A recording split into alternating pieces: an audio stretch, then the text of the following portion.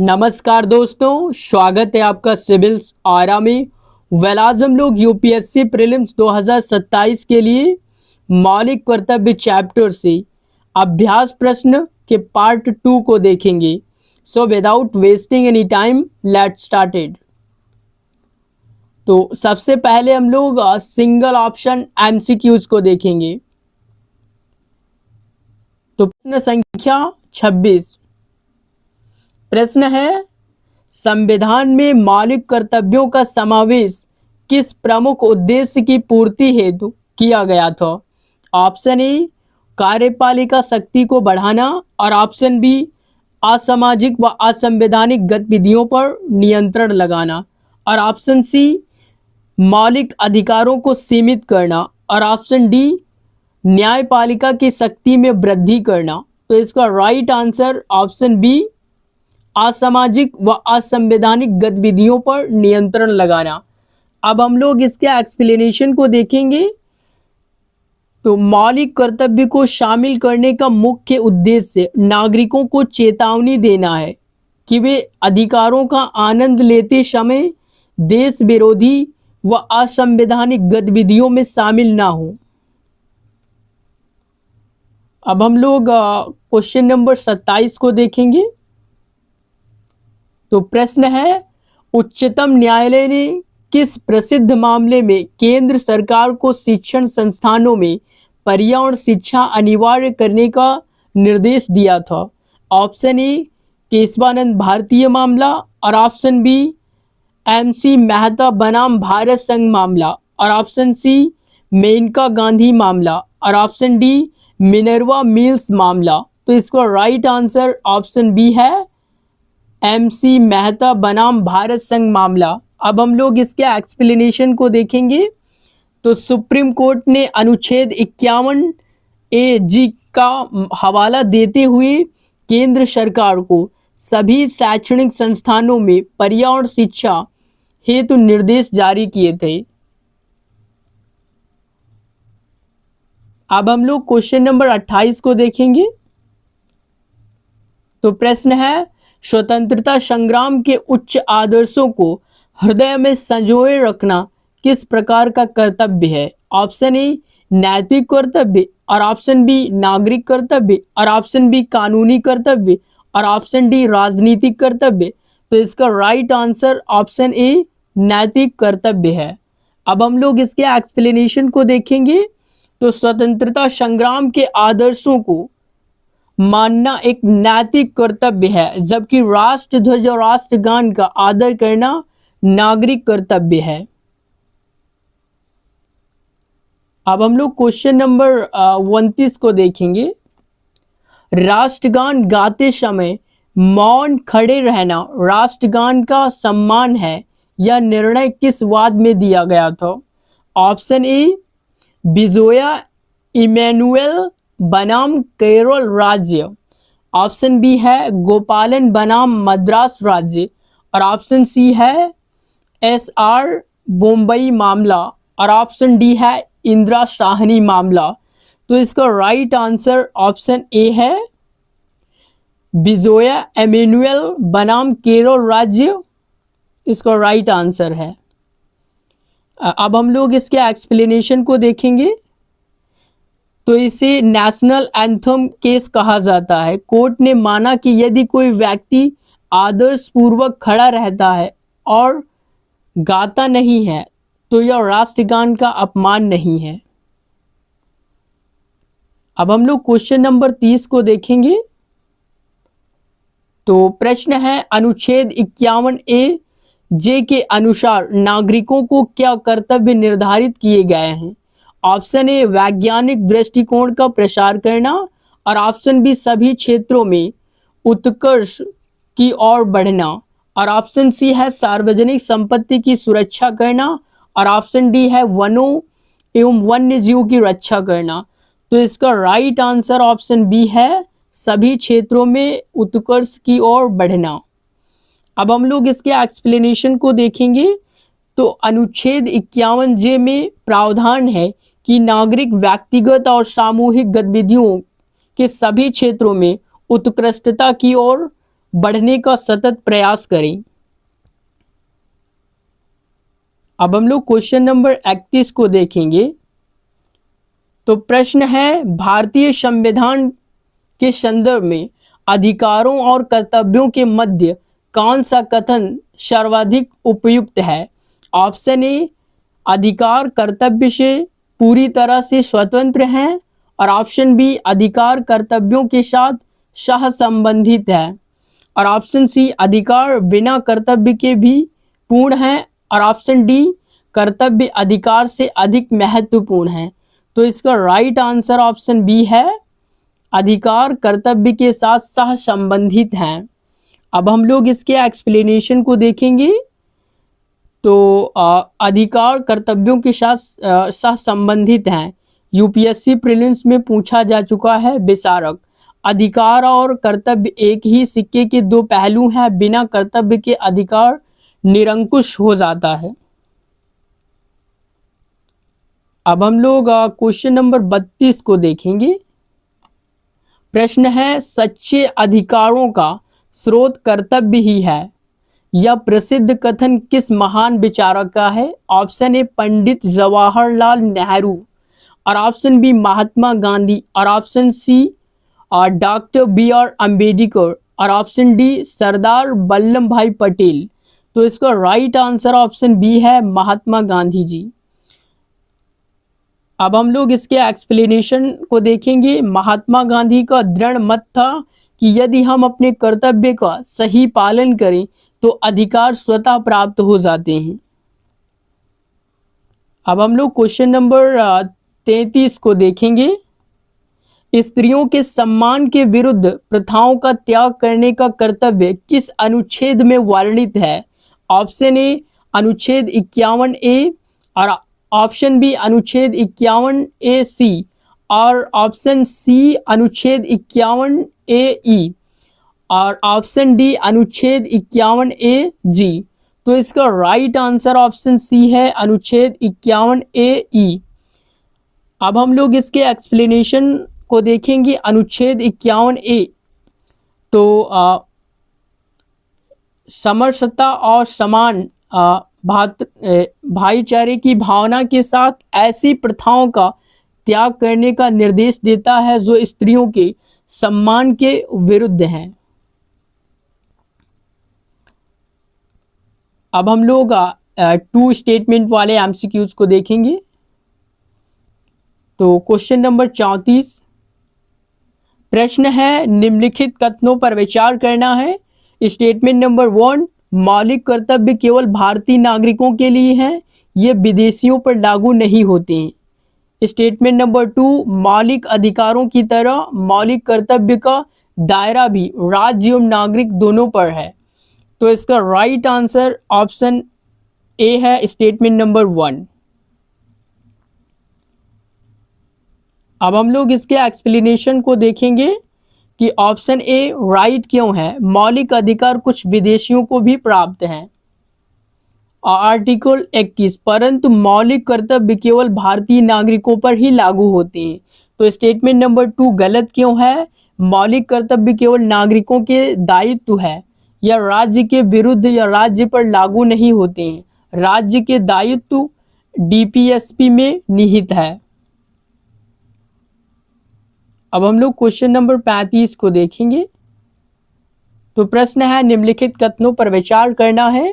Statement number 1, लोक प्रतिनिधित्व अधिनियम 1951 धर्म और जाति के आधार पर वोट मांगने को भ्रष्ट आचरण मानता है। और स्टेटमेंट नंबर 2, यह व्यवस्था अनुच्छेद 51 ए ई के तहत भाईचारे की भावना को बढ़ाने के कर्तव्य को कानूनी बल देता है। तो इसका right answer option statement number 2, दोनों ऑप्शन सी राइट है।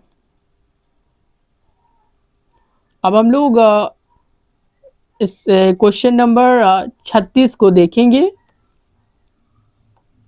तो प्रश्न है, एम्स छात्र संघ मामला 2002 के संदर्भ में विचार करना है। स्टेटमेंट नंबर 1, उच्चतम न्यायालय ने माना कि मौलिक कर्तव्य मौलिक अधिकारों जितने ही महत्वपूर्ण हैं। और स्टेटमेंट नंबर 2, न्यायालय द्वारा किसी कानून की संवैधानिकता जांचते समय मौलिक कर्तव्य को आधार बनाया जा सकता है। तो इसका राइट ऑप्शन सी है, स्टेटमेंट नंबर 1 और 2 दोनों राइट हैं। अब हम लोग इसके एक्सप्लेनेशन को देखेंगे। तो सुप्रीम कोर्ट ने एम्स स्टूडेंट यूनियंस मामले में ऐतिहासिक निर्णय दिया कि भले ही मौलिक कर्तव्य सीधे परिवर्तनीय ना हो, लेकिन वे मौलिक अधिकारों के समान ही महत्वपूर्ण है तथा कानून के निर्वाचन हेतु उपयोग किए जा सकते हैं। अब हम लोग क्वेश्चन नंबर 37 को देखेंगे। तो प्रश्न है, डीपीएसपी तथा मौलिक कर्तव्यों के संबंध में निम्नलिखित कथनों पर विचार करना है। स्टेटमेंट नंबर 1, डीपीएसपी राज्य को निर्देश देते हैं जबकि मौलिक कर्तव्य नागरिकों को निर्देश प्रदान करते हैं। और स्टेटमेंट नंबर 2, दोनों ही गैर न्यायसंगत प्रकृति के हैं, नॉन जस्टिफिबल हैं। तो इसका राइट आंसर ऑप्शन सी है, दोनों स्टेटमेंट राइट हैं। अब हम लोग इसके एक्सप्लेनेशन को देखेंगे। तो कथन क्यों, ऑप्शन स्टेटमेंट 1 क्यों राइट है। तो भाग 4, डीपीएसपी का लक्ष्य कल्याणकारी राज्य बनाना, और भाग 4A नागरिकों का कर्तव्य बताता है। और स्टेटमेंट नंबर 2 क्यों राइट है, दोनों ही भाग गैर न्याय संगत हैं, अर्थात इन्हें सीधे उल्लंघन पर अदालत कोई रीट नहीं जारी कर सकती है। अब हम लोग क्वेश्चन नंबर 38 को देखेंगे। तो प्रश्न है, वैज्ञानिक दृष्टिकोण के कर्तव्य पर विचार करना है। स्टेटमेंट नंबर 1, भारत विश्व का पहला देश है जिसने अपने संविधान में वैज्ञानिक दृष्टिकोण को कर्तव्य बनाया है। और स्टेटमेंट नंबर 2, इनमें से केवल विज्ञान का अध्ययन शामिल है, मानववाद और सुधार की भावना नहीं है। तो इसका राइट आंसर ऑप्शन ए है, स्टेटमेंट नंबर 1। अब हम लोग क्वेश्चन नंबर 39 को देखेंगे। तो निम्नलिखित कथनों पर विचार करना है। स्टेटमेंट नंबर 1, प्राकृतिक पर्यावरण की रक्षा करना अनुच्छेद 51A(G) के तहत प्रत्येक नागरिक का दायित्व है। और स्टेटमेंट नंबर 2, वन संरक्षण अधिनियम 1980 मौलिक कर्तव्य 51A(G) को प्रभावी बनाने में सहायक है। तो इसका राइट ऑप्शन सी है, स्टेटमेंट नंबर 1 और 2 दोनों राइट हैं। अब हम लोग क्वेश्चन नंबर 40 को देखेंगे।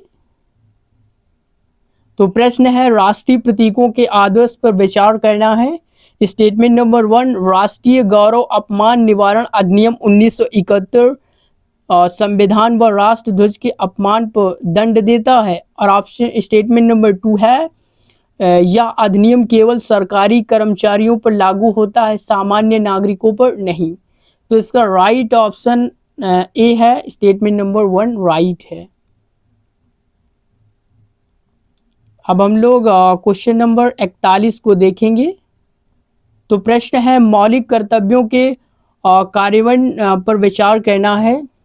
स्टेटमेंट नंबर 1, संविधान संसद को मौलिक कर्तव्य लागू करने के लिए दंड का प्रावधान करने वाली विधि बनाने की शक्ति देता है। और स्टेटमेंट नंबर 2, राज्य विधानमंडल भी मौलिक कर्तव्य के क्रियान्वयन हेतु स्वतंत्र कानून बना सकता है। तो इसका राइट आंसर जो है ऑप्शन ए है। अब हम लोग स्टेटमेंट नंबर 3 स्टेटमेंट वाले क्वेश्चनों को पढ़ेंगे।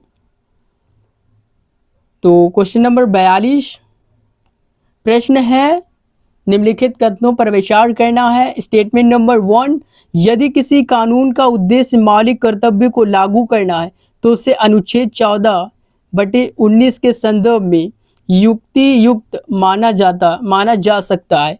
स्टेटमेंट नंबर 2, मौलिक कर्तव्य संविधान के मूल ढांचे बेसिक स्ट्रक्चर का हिस्सा माने गए हैं। और स्टेटमेंट नंबर 3, मौलिक कर्तव्य रीट क्षेत्राधिकार के तहत सीधे लागू किए जा सकते हैं। तो इसका राइट आंसर ऑप्शन ए है, स्टेटमेंट नंबर 1 और 2 राइट है। अब हम लोग क्वेश्चन नंबर 43 को देखेंगे। तो प्रश्न है, सिनेमा घरों में राष्ट्रीय गान संबंधी फैसले पर विचार करना है। स्टेटमेंट नंबर 1, उच्चतम न्यायालय ने शुरुआत में सिनेमा घरों में फिल्मों से पहले राष्ट्रगान बजाना अनिवार्य किया था। और स्टेटमेंट नंबर 2, बाद में 2018 में न्यायालय ने इस अनिवार्यता को ऐच्छिक ऑप्शनल में बदल दिया। और स्टेटमेंट नंबर 3, यह फैसला अनुच्छेद 51A के मौलिक कर्तव्य के संदर्भ में सुनाया गया था। तो इसका right option statement number D है, ऑप्शन डी राइट है। अब हम लोग क्वेश्चन नंबर 44 को देखेंगे। तो प्रश्न है RTE अधिनियम 2009 और अनु 51A के संबंध में विचार करना है। स्टेटमेंट नंबर 1, अनुच्छेद 51A के अभिभावकों पर 6 से 14 वर्ष के बच्चों को शिक्षा दिलवाने की जिम्मेदारी डालता है। और स्टेटमेंट नंबर 2, RTE अधिनियम 2009 इस मौलिक कर्तव्य को व्यावहारिक रूप देने हेतु बनाया गया कानून है। और स्टेटमेंट नंबर 3, यह कर्तव्य मूल संविधान में 1950 से ही शामिल था। तो इसका राइट आंसर ऑप्शन ए है, स्टेटमेंट नंबर 1 और 2 राइट है।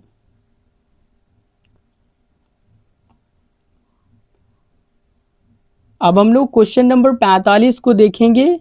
तो निम्नलिखित में से कौन सी IPC के प्रावधान मौलिक कर्तव्य को लागू करते हैं? स्टेटमेंट नंबर 1, राष्ट्रीय अखंडता पर प्रतिकूल प्रभाव डालने वाले बयान पर दंड। और स्टेटमेंट नंबर 2, धार्मिक भावनाओं को ठेस पहुंचाने व समूहों में शत्रुता फैलाने पर सजा। और स्टेटमेंट नंबर 3, सार्वजनिक संपत्ति को नुकसान पहुंचाने पर प्रतिबंध। तो इसका राइट आंसर ऑप्शन डी है, तीनों स्टेटमेंट राइट हैं। अब हम लोग क्वेश्चन नंबर 46 को देखेंगे। विभिन्न देशों में मौलिक कर्तव्यों की स्थिति पर विचार करना है। स्टेटमेंट नंबर 1, प्रमुख लोकतांत्रिक देश जैसे USA, ब्रिटेन है, कनाडा में कर्तव्यों का अलग अलग अध्याय नहीं है। और स्टेटमेंट नंबर 2 और जापान विश्व का एकमात्र ऐसा विकसित लोकतांत्रिक देश है जिसमें संविधान में नागरिकों के कर्तव्य शामिल हैं।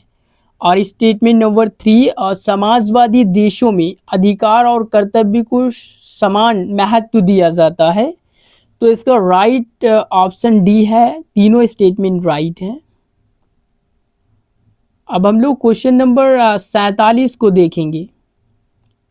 तो प्रश्न है, मौलिक कर्तव्यों में संशोधन प्रक्रिया के संदर्भ में विचार करना है।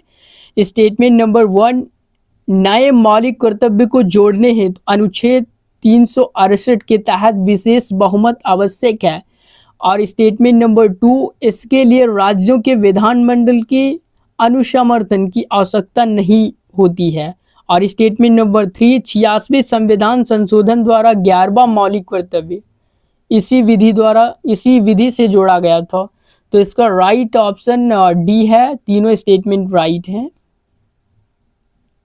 Thanks for watching this video. Please subscribe my channel Civils Ara.